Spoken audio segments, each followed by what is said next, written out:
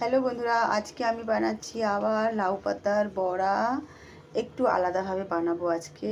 আগে যেভাবে আমি গোটা গোটা বড়া বানাতাম পাতাগুলোকে, এবার ওভাবে বানাবো না, এবার একটু আলাদা বানাবো। তো দেখো আমি কিভাবে বানাই। প্রথমে আমি এগুলো ধুয়ে পরিষ্কার করে নিয়েছি, এবার আমি একটু বারিক বারিক করে কেটে নেব। তো দেখো আমি সব কিছু নিয়ে নিয়েছি, বেশ কুচি কুচি করে পাতাগুলোকে আমি কেটে নিয়েছি। আর তোমাদের দেখালাম না আমি কী কী নিয়েছি, বলে দিচ্ছি। আমি নিয়েছি অল্প সুজি আছে, কিছুটা চালের গুঁড়ো আছে, আর আছে কিছুটা বেসন, আর আছে একটু রসুন বাটা, কাঁচা লঙ্কা একটু দিয়েছি আমি পেস্ট করে, দেখো দরদরা করে, আর আছে একটু ধনিয়া জিরের গুঁড়ো, আর রং হওয়ার জন্য দিয়েছি একটু হলুদ গুঁড়ো। তো এবার বেশ ভালো করে মিক্স করে নেব। তো দেখো আমি ভালো করে বেশ হাত দিয়ে মিক্স করে নিয়েছি। এইবার আমি এরকম ঠিক ছোট ছোট সাইজের এরকম বড়ার মতন করে এবার ভাজা করব।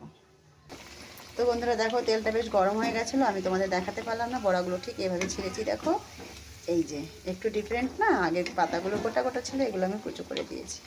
বেশ ক্রিস্পি হবে বড়াগুলো। তো বন্ধুরা দেখো এখন তো আমি 4টে বড়া ভেজেছি, ঠিক এইভাবে সমস্ত বড়াগুলো ভেজে নেব। তো বন্ধুরা দেখো সমস্ত বড়াগুলো ভেজে রেডি করে ফেললাম। তার আগে কিছুটা ভেজেছিলাম, মেয়ে আর আমার হাজব্যান্ড তো খেতে বসে গেল। বাকি এই যে দেখো, তোমরা ভাবছো না থালাটা বদলে গেছে, এই কারণেই বদলে গেছে। তো এরকম রেসিপি কার কার ভালো লাগে অবশ্যই বলবে, আর যারা এভাবে খাওনি তারা অবশ্যই বানিয়ে একবার খাবে। আর ভালো লাগলে কমেন্ট বক্সে কমেন্ট করে একটু জানাবে।